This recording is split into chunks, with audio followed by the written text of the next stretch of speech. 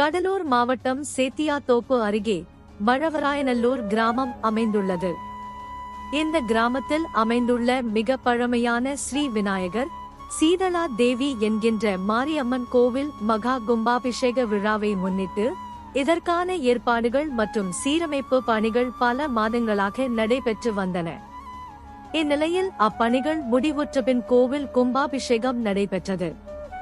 முன்னதாக புண்ணிய நதியிலிருந்து கொண்டுவரப்பட்ட புனித நீரானது யாகசாலையில் வைக்கப்பட்டு 4 கால யாகசாலை பூஜைகளான மங்கள வாத்தியம், விக்னேஸ்வர பூஜை, பொன்னியா வாசனம், பஞ்சகவியம், கணபதி ஹோமம், லட்சுமி ஹோம் உள்ளிட்ட பல்வேறு பூஜைகள் நடைபெற்று புனித நீர் கலசம் கடம் புறப்பாடு மூலமாக ஊர்வலமாக எடுத்துச் செல்லப்பட்டு கோவில் கோபுரத்தின் மீது கொண்டு செல்லப்பட்டது.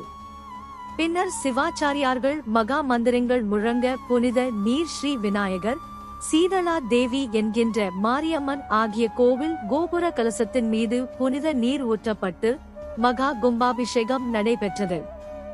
மகா தீபாராதனை காண்பிக்கப்பட்டு பின்னர் மூலவர் அபிஷேகமும் நடைபெற்றது. இதன்பின் பக்தர்களுக்கு கோவில் பிரசாதம் வழங்கப்பட்டது. இந்த விழாவில் பல்வேறு பகுதிகளில் இருந்து வருகை தந்த திரளான பக்தர்கள் பங்கேற்று சுவாமி தரிசனம் செய்தனர்.